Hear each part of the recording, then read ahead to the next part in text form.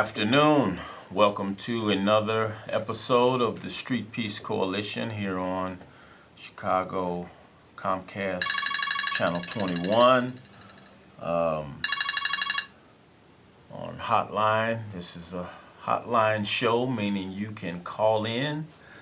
We are live on the air on Channel 21.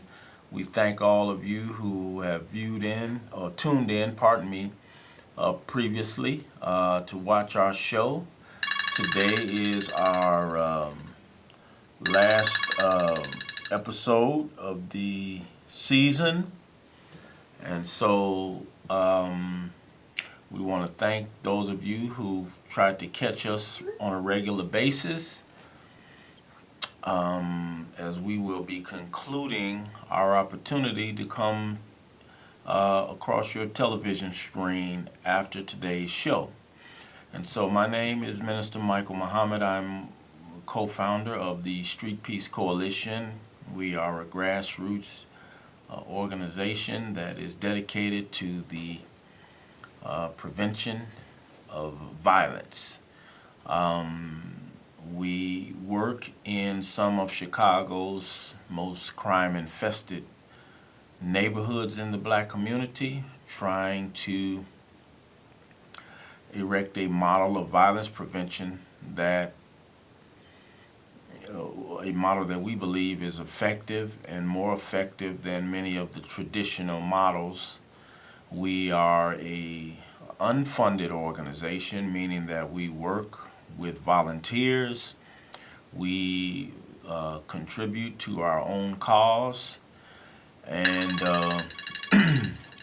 so we hit the ground running, talking to people in the community and trying to engage the community in its responsibility to itself.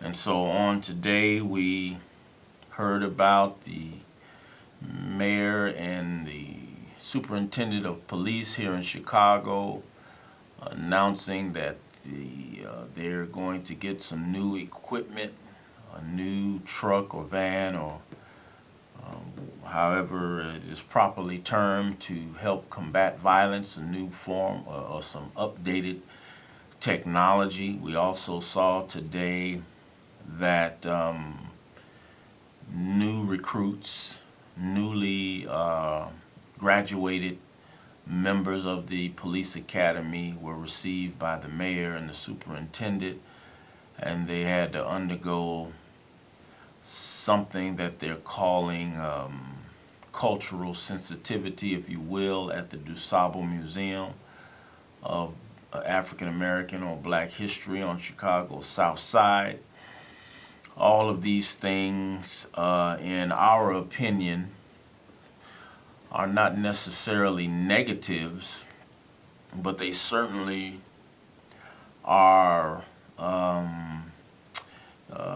tools in using a false narrative or poor logic, poor remedy logic for treating the epidemic of violence in the black community in Chicago. It is not a question of new technology, and it is also not a matter of taking police cadets on a tour,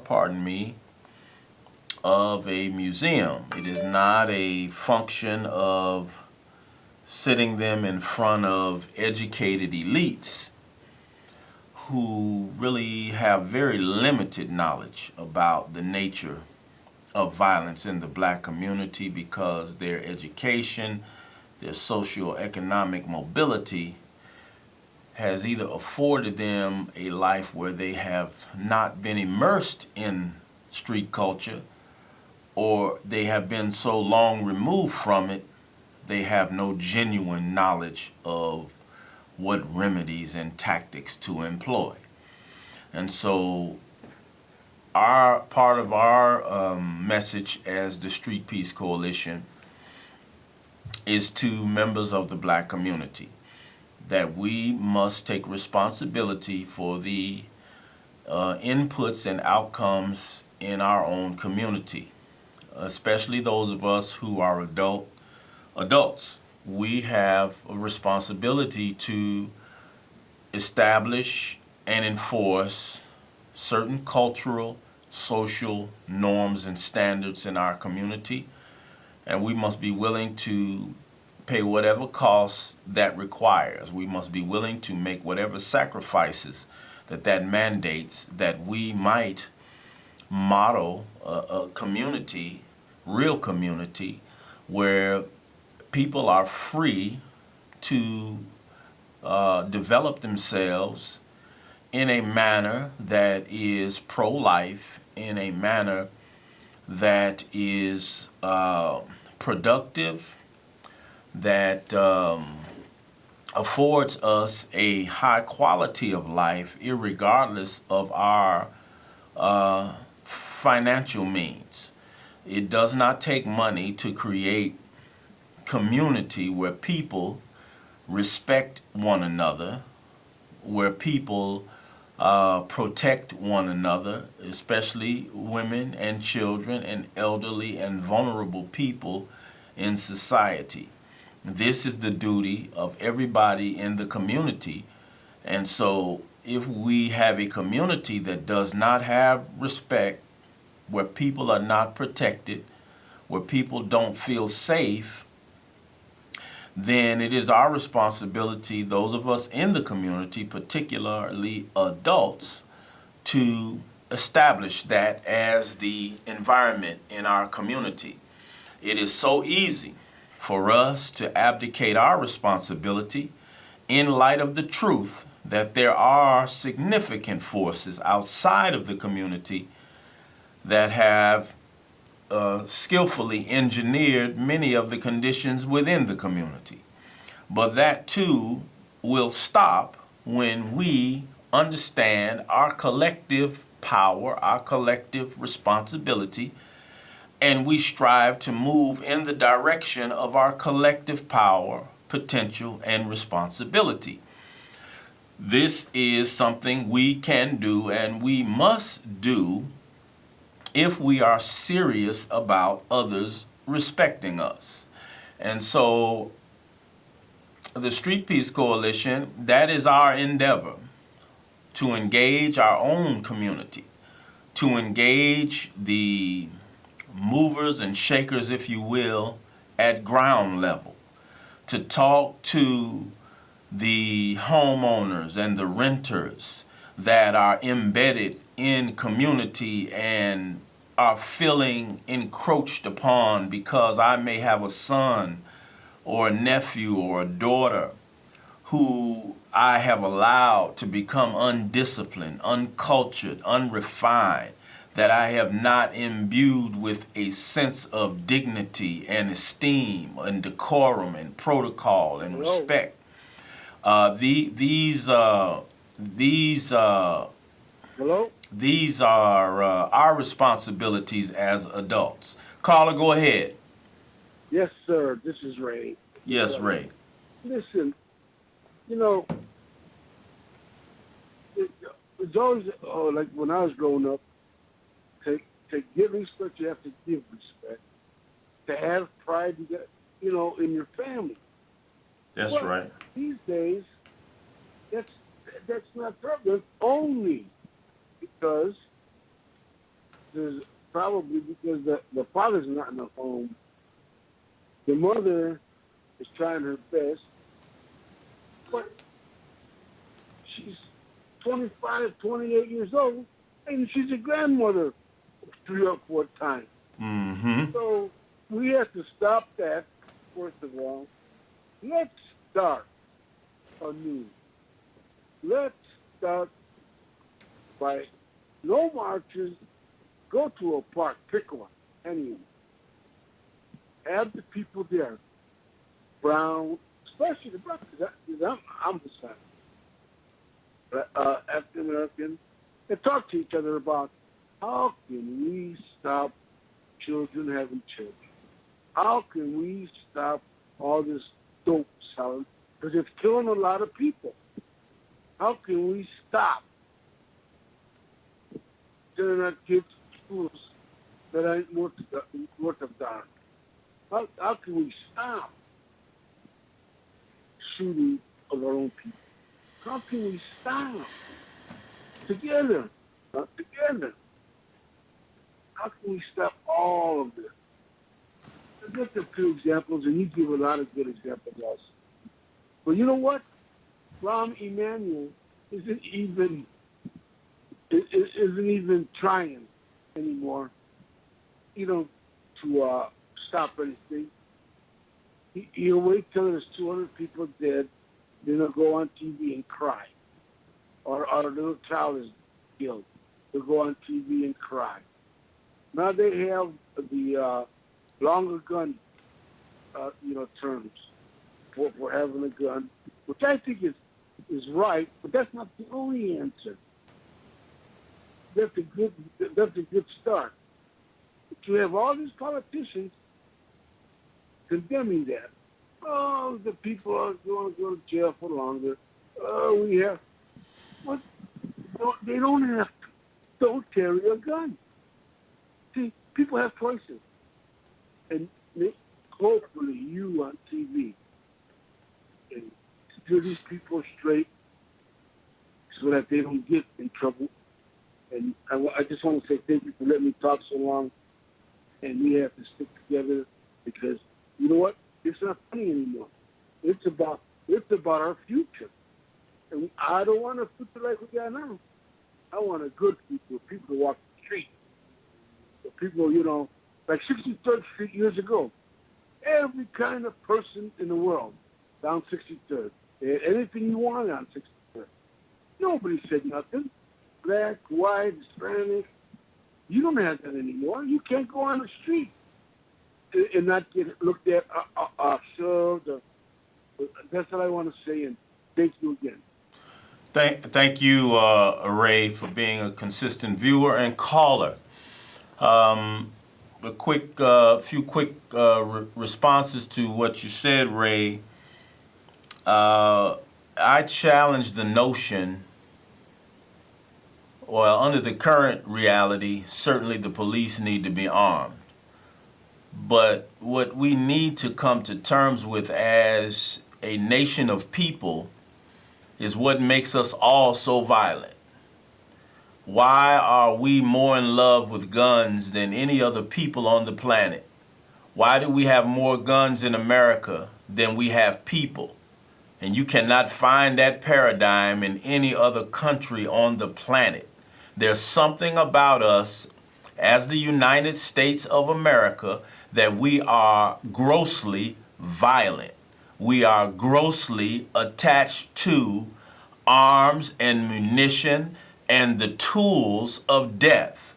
We do not have our elected officials, our leadership class, our thought leaders, our scholars, etc., having honest conversations about this disease that we have as citizens in the United States of America, how we are so in love with our constitutional right not only to bear arms, but the love of killing. We love to catch and kill. That is the prime pastime in the United States of America, to catch and kill. And so I started this a season off talking about the fact that violence in America is bigger than the violence that is reported on the news. We have a culture of violence. Okay? And lastly, you talked about how 63rd Street used to be. Well, 63rd Street, to be honest, most whites can walk almost anywhere in the black community and be safer than the average black person. And this has everything to do with the socialization and the inculcation of the minds of black people, where we have a high level of self-loathing and self-hatred, and we have a high level of idolization of Caucasian people. And so right now on 63rd, you have gentrification happening, where whites are moving into the heart of Inglewood, and they will not suffer at the hands of the shooters. It will continue to be the shooters shooting people that look like them. I have another caller. Caller, go ahead, please. Yeah, I want to piggyback off what Ray said, the caller, and speaking from perspective of a commodity trader. And I want to let you know the three things that need to be repaired in the city, and I'm going to keep it brief. One is the water problem, that considers lead, that considers the pipes that's old and basically causing us to obtain diseases. The next thing is the drugs. The only thing that we have in America to fix us with is surgery and drugs has a lot of side effects that can actually kill you. So we need a way of a natural medicine, natural healing for our people. And then the third thing is the financial system. Gold is worth more than a dollar. The dollar is less than a lot of other currencies in America. And you have alternative currencies that they're pushing. A lot of black people are in debt because of mortgages and because of other loans, and we need to reset the financial system for our black people, because it could be it's definitely a reparations program. And if we get out of debt and reset our financial system for black people, then we'll be better. That's it. Thank you. Well, our topic is black on black violence and violence in America in general. And while those things are relevant or relative to the plague of violence, I don't agree, dear caller, that any of those three things alone will have any significant impact on violence. I have probably more than several decades of experience of helping to prepare those formerly involved in street life at the highest level, to prepare them to go to work, to earn an honest paycheck. And I can say without a doubt that a high percentage of them, even though they get an honest paycheck, if their thinking is not reformed, if their lifestyle, if their intent, if their mind is not redirected, many of them get the honest paycheck and reinvest in the dishonest paycheck. Many of them, many of our young people, they may get an honest job for the summer or when school is out, but if their mind is in the wrong direction, they will take that legitimate money and invest in buying an illegal weapon, invest in a lifestyle that leads to violence and death. And so the problem that we keep skipping over, for some reason, I fail to grasp why so many of us psychologically do not process the reality that there was a time when black people had almost no money, but we were not killing ourselves. There was a time when we had very little formal education, but we were about the business of building families, whole, healthy, two-parent families, where children played safely in the neighborhood into the wee hours of the night without fear of abduction, molestation, let alone being killed. This was before we started to acquire formal education and degree, started to acquire factory and industrial salaries and education and monies and whatnot. The issues we have are bigger than an issue of economics. And this is what we fail to understand. If I am a murderer in my mind, in my heart, it doesn't matter if you pay me millions of dollars, I will have millions of dollars at my disposal to contrive ways to satiate my lust for blood. And so we've got to get a little bit deeper past the surface than we're willing to go to talk about this issue of violence. Because you don't have to, we have history on our side. But unfortunately, most of us don't know our own history. Most of us had know little about the history of black people in America or anywhere else for that matter. But if you took the time to research the trends of black behavior, you will see that when we had almost no education, fresh out of chattel slavery, all the way up until the mid-60s, we were not engaging in this kind of fratricidal behavior. We didn't have the kind of thinking that is pervasive, lifestyle that is pervasive among us now. When we have over 10,000 elected officials, we have thousands of people with bachelor's, master's, doctorate degrees. We have tens of thousands of people that own businesses and make money. We have homeowners everywhere. Before we accumulated all of these kind of materialistic, what we might consider tangible gains,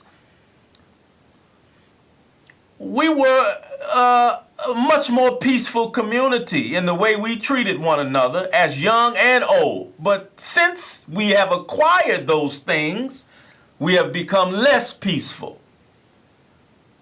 So it's a false narrative to keep chanting that we need jobs to solve the violence problem. That is a false narrative. We need education to stop the violence. Well, that's a partially false narrative. We don't need more formal education. We need more thorough, comprehensive knowledge of ourselves, our history, our heritage, our culture, and our own psychological makeup. This is the education we need. And so we've